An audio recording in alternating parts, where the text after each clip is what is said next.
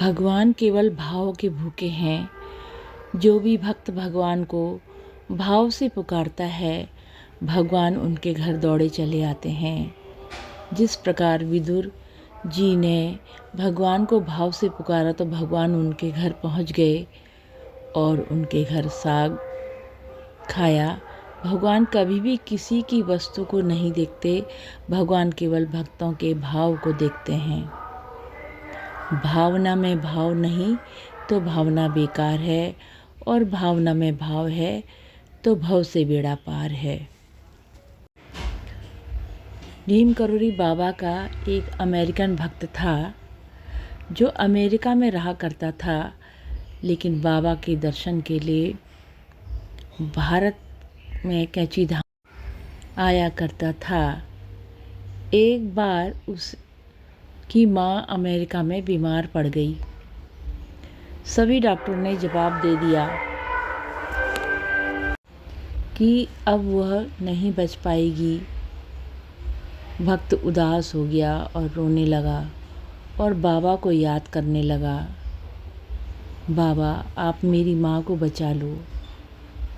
आप जैसा कोई नहीं बाबा, आप दयालु हैं, करुणा निधान हैं, भक्त वत्सल हैं, मेरी मन की कामना पूर्ण कर दो। इधर बेटा रात को नीम करोली बाबा को याद कर रहा था। नीम करोली बाबा ने उसकी प्रार्थना सुनी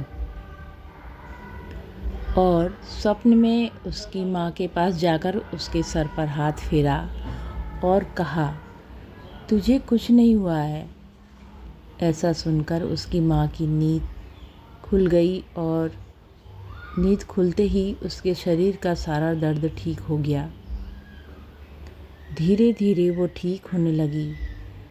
उसने अपने बेटे को बताया कि बेटा, एक भारत से साधु महाराज आए थे, लाल कंबल ओढ़ के आए थे और उन्होंने आशीर्वाद दिया कि अब तुझे कुछ नहीं होगा, तेरी बीमारी ठीक हो जाएगी।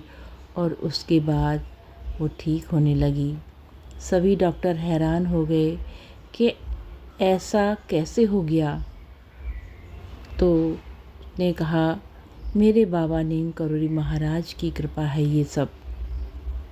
और फिर उसने आकर के ये कथा भक्तों को सुनाई। उसकी माँ ने तो बाबा सब पर कृपा करते हैं और जो इच्छा है मनोवांछित फल की प्राप्ति देते हैं। ऐसे हैं बाबा नीम करोली बाबा महाराज। जय हो नीम करोली बाबा की सदा जय हो। माँ सिद्धि की सदा जय हो। बाबा सदा अपने भक्तों का कल्याण करना प्रभु, कल्याण करना प्रभु। जय हो बाबा, जय हो, सदा ही जय हो।